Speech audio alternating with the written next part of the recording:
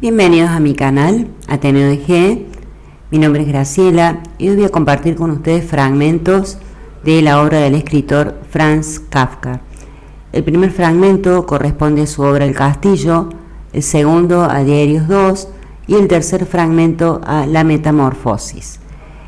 También quiero compartir con ustedes cuál es mi visión respecto a esta obra y desde mi punto de vista de gran lectora de su obra, en El Castillo puedo vislumbrar la esencia de este gran escritor. Me gustaría saber si comparten o no mi opinión y por qué, así que espero sus comentarios al final del video.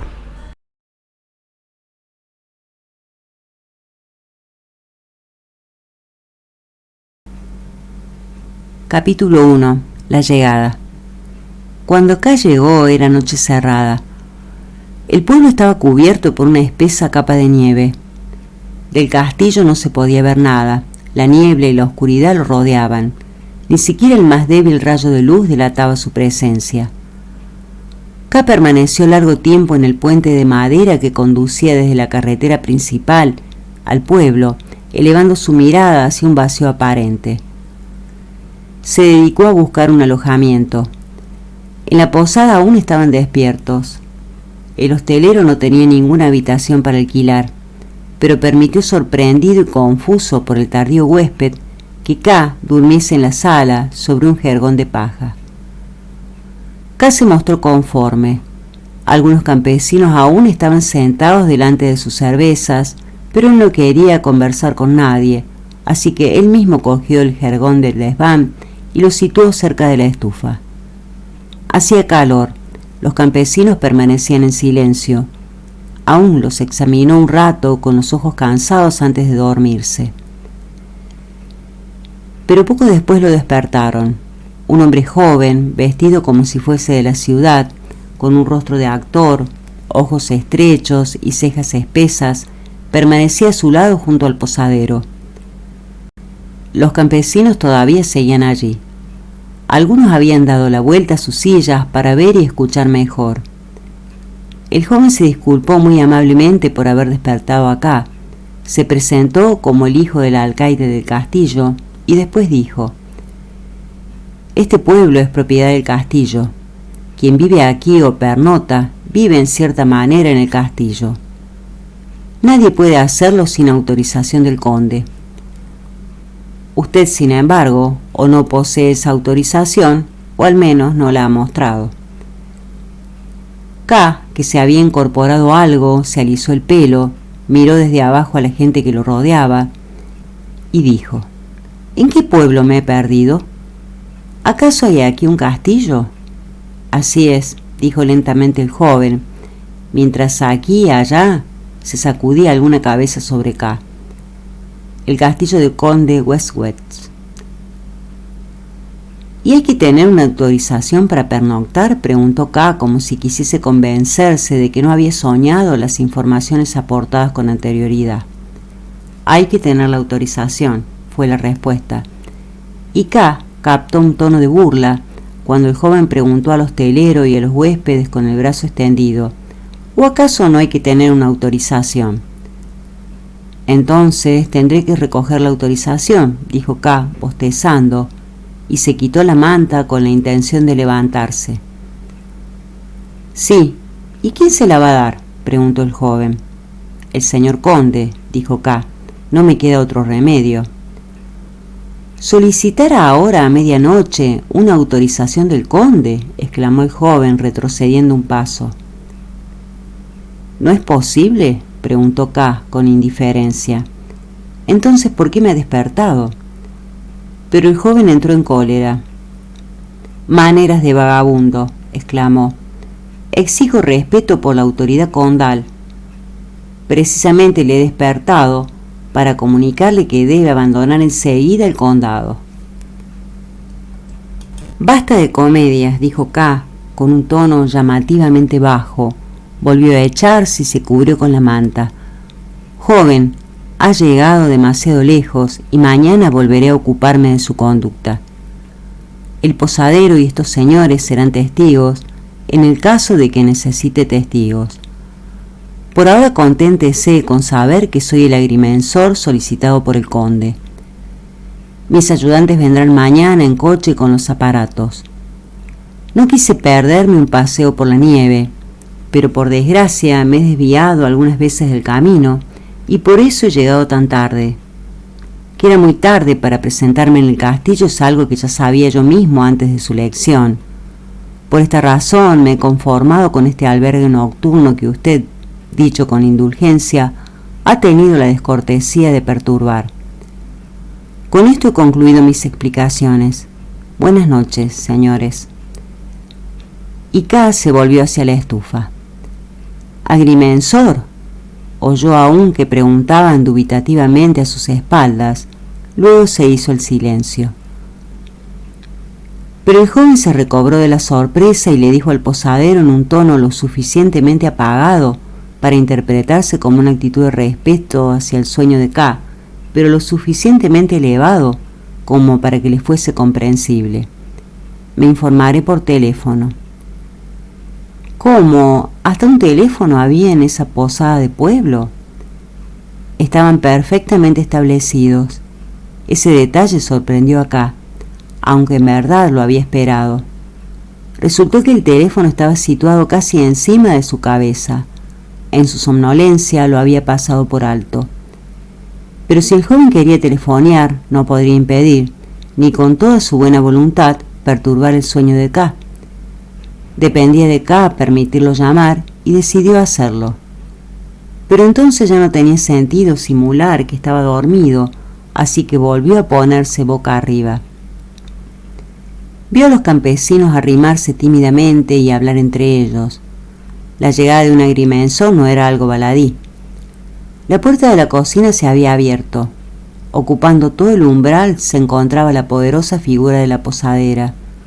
El posadero se acercó a ella de puntillas para informarla de lo sucedido.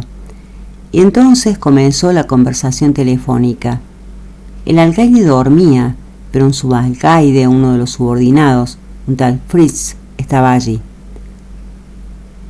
El joven que se presentó como Schwarzer explicó que había encontrado acá un hombre en la treintena, bastante andrajoso, durmiendo tranquilamente en un jergón de paja, con una minúscula mochila como almohada y con un bastón nudoso al alcance de la mano. Era evidente que le había resultado sospechoso, y como el posadero había descuidado ostensiblemente su deber, la obligación de él consistía en llegar al fondo del asunto.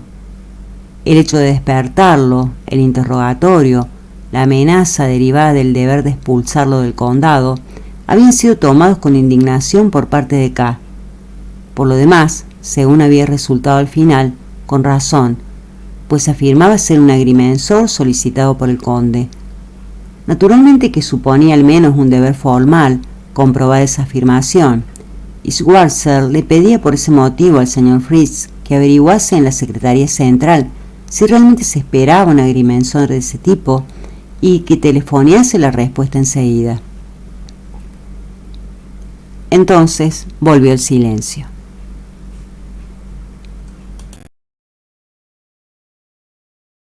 Escrito el 11 de junio. Al anochecer de un día de verano, llegué a una aldea en la que no había estado nunca. Me llamó la atención lo extensa que era y lo muy despejados que eran los caminos. Por doquier se veían altos árboles añosos frente a las casas de campo. Acababa de llover. El aire corría fresco. Todo me gustaba muchísimo. Intenté demostrarlo con mi saludo a la gente que estaba en los portales de las casas. Respondían amables, aunque con sobriedad. Pensé que sería bueno pernoctar allí, de hallar una posada. Pasaba precisamente junto al elevado muro de una granja cubierto de verdor, cuando en él se abrió una pequeña puerta. Asomaron 3 caras, desaparecieron y la puerta volvió a cerrarse. «Qué raro», dije, mirando a un lado como si llevara un acompañante.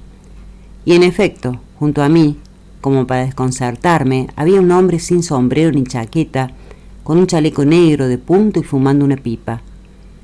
Me reí enseguida, y como si ya antes hubiese sido consciente de su presencia, dije: «La puerta. ¿Ha visto también cómo se abría esta pequeña puerta?» «Sí», dijo el hombre. Pero, ¿qué tiene de raro? Eran los 3 hijos del arrendatario. Han oído sus pasos y han querido ver quién pasaba a una hora tan avanzada de la noche. No hay duda de que es una explicación sencilla, dije sonriendo. A un extranjero es fácil que todo le parezca raro. Muchas gracias. Y continué mi camino. Pero el hombre me siguió. En realidad no me sorprendía que el hombre pudiese seguir el mismo camino que yo, pero no había motivo para andar el uno detrás del otro en lugar de andar juntos. Me volví y dije, ¿voy bien para llegar a la posada? El hombre se detuvo y dijo, no tenemos posada, o mejor dicho, tenemos una, pero es inevitable. Pertenece a la comunidad, y como nadie solicitaba la posada, la comunidad la cedió hace años a un viejo inválido, a quien había tenido que mantener hasta entonces. Este regenta ahora la posada con su mujer, y lo hace de tal modo que casi resulta imposible pasar la puerta, tan grande es el hedor que sale de dentro. En la sala, donde se sirve a los clientes, uno resbala de pura suciedad.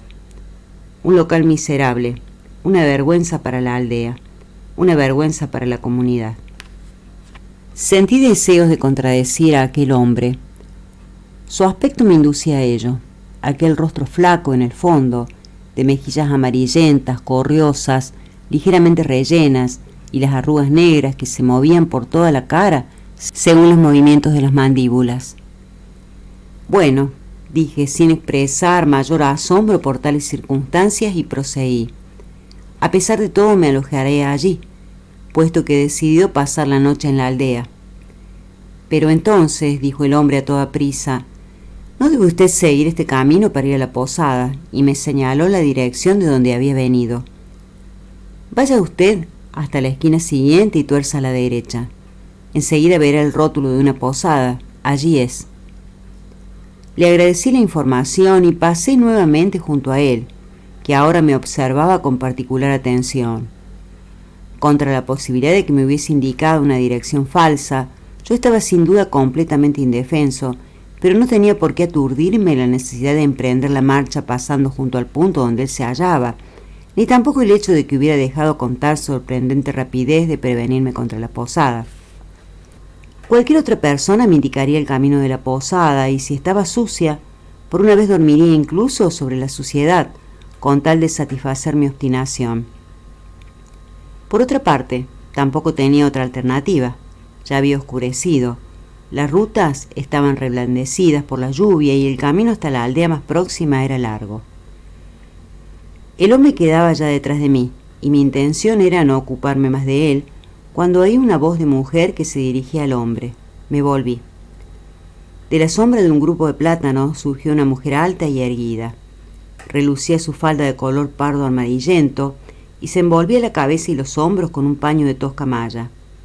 «Anda, ven a casa de una vez», le dijo al hombre. «¿Por qué no vienes?» «Ya voy», dijo él. «Espera un poco. Quiero ver aún lo que hace este hombre. Es un forastero. Anda por ahí dando vueltas sin necesidad. Mira». Hablaba de mí como si yo fuese sordo o no comprendiese su lengua, pero la verdad era que no me importaba demasiado lo que decía, aunque naturalmente me habría resultado desagradable que hubiera difundido cualquier falso rumor sobre mí en la aldea. Así que, dirigiéndome a la mujer, dije: «Busco una posada, nada más. Su marido no tiene ningún derecho a hablar de esta forma y a hacer que usted se forme tal vez una mala opinión de mí». Pero la mujer apenas me miró, sino que se acercó a su marido. Yo había adivinado enseguida que era su marido, tan obvia era la relación existente entre ambos, y le puso la mano en el hombro. «Si quiere usted algo, hable con mi marido, no conmigo». «No quiero absolutamente nada», dije ofendido por aquel trato. «Yo no me ocupo de usted, así que no se ocupe tampoco de mí. Es lo único que le pido». La mujer meneó la cabeza, lo que pude distinguir aún en la oscuridad, pero no vi ya la expresión de sus ojos. Al parecer iba a contestar algo, pero el marido dijo: «Cállate», y ella no dijo nada. Aquel encuentro me pareció ya definitivamente rematado. Di la vuelta y me disponía a seguir mi camino, cuando alguien gritó: «¡Caballero!». Probablemente se dirigían a mí. De momento no supe de dónde venía la voz, pero luego divisé sobre mí, sentado en el muro de la granja, a un joven que, con las piernas colgantes y haciendo chocar las rodillas, me dijo con desidia: «He oído que queréis pasar la noche en la aldea. Fuera de esta granja, en ninguna otra parte hallaréis alojamiento adecuado». «¿En esta granja?», pregunté, e involuntariamente, lo que después me puso furioso, dirigí una mirada de interrogación a los dos cónyuges que seguían apoyándose el uno contra el otro y me observaban. «Así es», dijo él. En su respuesta, como en toda su actitud, había orgullo. «¿Es que aquí alquilan camas?», pregunté de nuevo para estar seguro y para obligar al joven a situarse en el papel de posadero. «Sí», dijo, y ya había apartado un poco la vista de mí. «Aquí se ceden camas para la noche, no a todo el mundo, sino solo a aquel a quien se le ofrecen». «Acepto», dije, «pero naturalmente pagaré la cama, como en la posada». «Por favor», dijo el hombre, que ya llevaba un buen rato mirando a lo lejos por encima de mí, «no queremos que salgáis perjudicado». Él estaba sentado arriba como si fuese el señor, y yo de pie, abajo, como un insignificante criado. Sentí unas ganas enormes de espabilarle un poco allá arriba con una buena pedrada. En lugar de hacerlo, le dije: «Entonces, haced el favor de abrirme la puerta». «No está cerrada con llave», dijo. «No está cerrada con llave», repetí gruñendo, casi sin ser consciente de ello. Abrí la puerta y entré. En el mismo momento de entrar, miré casualmente a lo alto del muro. El hombre ya no estaba allí. Al parecer, había saltado al suelo, a pesar de la altura del muro, y estaba conversando tal vez con el matrimonio. Que hablasen cuanto quisieran. Poco podía sucederme a mí, un hombre joven, cuyo peculio apenas si pasaba de los 3 florines y cuyos restantes bienes consistían un poco más que una camisa limpia en la mochila y un revólver en el bolsillo del pantalón. Por lo demás, aquella gente no tenía el aspecto de querer robar nada a nadie. ¿Qué otra cosa podían desear de mí? Escrito el 16 de diciembre. No volveré a abandonar este diario. Debo mantenerme aferrado a él, porque no puedo aferrarme a otra cosa. Me gustaría explicar el sentimiento de felicidad que, de vez en cuando, siento en mi interior como ahora, precisamente. Es en verdad algo efervescente, que me llena del todo con un ligero y agradable estremecimiento y me convence de que tengo unas aptitudes de cuya inexistencia puedo convencerme en cualquier instante. También ahora, con toda seguridad. La Metamorfosis, capítulo 1. Al despertarse Gregor Samsa una mañana, después de un sueño intranquilo, se encontró en su cama transformado en un monstruoso insecto. Estaba echado sobre el duro caparazón de su espalda, y al levantar un poco la cabeza, vio la forma abombada de su vientre oscuro, dividido en curvadas zonas duras, sobre cuya protuberancia apenas aguantaba el cobertor a punto de escurrirse al suelo. Gran número de patas ridículamente finas, en comparación con el resto de su tamaño, se agitaban débilmente ante sus ojos. «¿Qué me ha pasado?», pensó. No era un sueño, no. Su habitación, una verdadera habitación humana, aunque reducida, estaba como siempre entre las 4 paredes de sobra conocidas.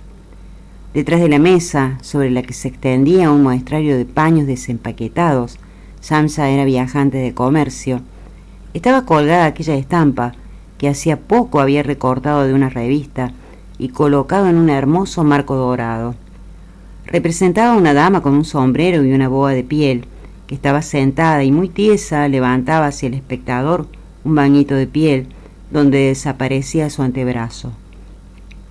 Gregor miró luego hacia la ventana, y el tiempo lluvioso, se oían caer gotas de lluvia sobre el zinc del alféizar de la ventana, le puso melancólico. ¿Qué pasaría, pensó, si siguiese durmiendo y olvidase todas las fantasías?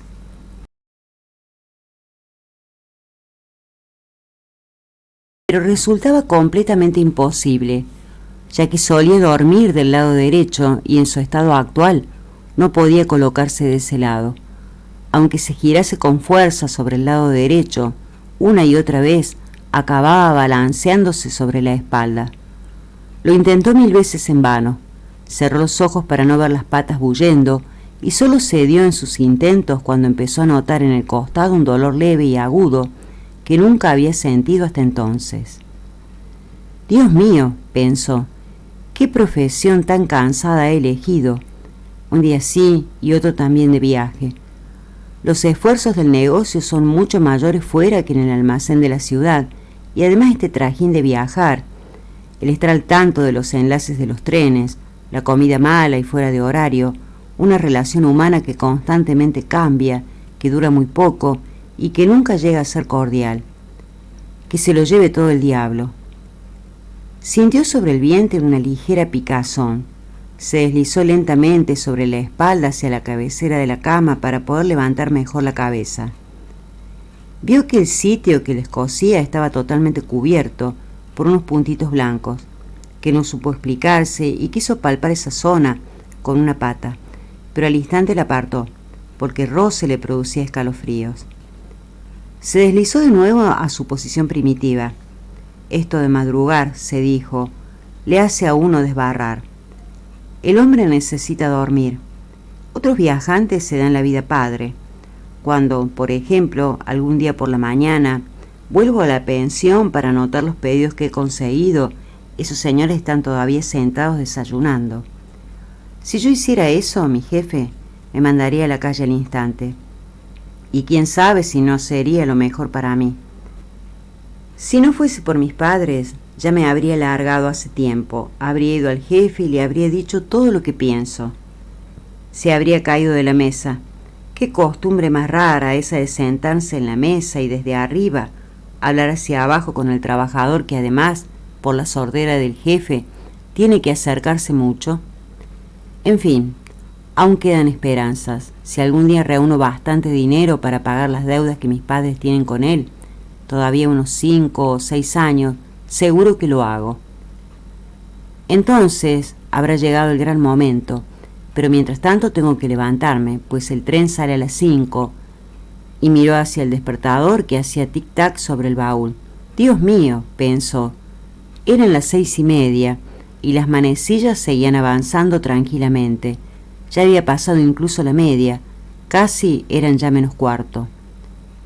¿Es que no había sonado el despertador? Desde la cama se veía que en realidad estaba puesto a las 4, sin duda había sonado. Sí, pero ¿cómo era posible seguir durmiendo tranquilamente con ese ruido que removía hasta los muebles? Es verdad que no había dormido tranquilo, pero quizás sí profundamente. ¿Y ahora qué iba a hacer? El siguiente tren salía a las 7, y para poder cogerlo tendría que haberse dado una prisa loca. El muestrario aún no estaba empaquetado, y él no estaba precisamente despejado y ágil. Y aunque lograse coger el tren, no podría evitar una reprimenda del jefe, porque el mozo del almacén habría esperado al tren de las 5, y ya haría tiempo que habría dado parte de su falta. Era un esclavo del jefe, sin dignidad ni consideración. ¿Y si dijese que estaba enfermo? Esto sería francamente incómodo y sospechoso, porque Gregor no había estado enfermo ni una sola vez en los 5 años que llevaba trabajando.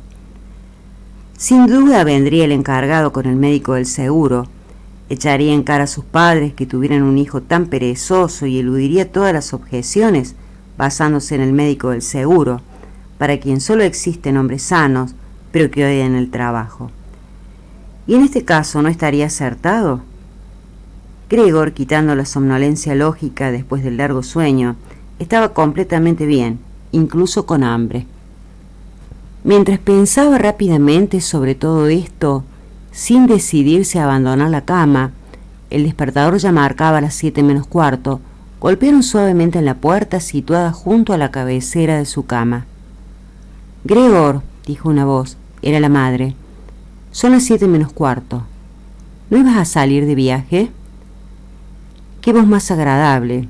Gregor se atemorizó al responder y escuchar una voz que, aunque era la suya, como si saliera desde lo profundo, emanaba un doloroso y reprimible pitido que al principio permitía a las palabras salir con claridad, pero, como continuaba el pitido, las destrozaba, de forma que uno no sabía si había oído bien.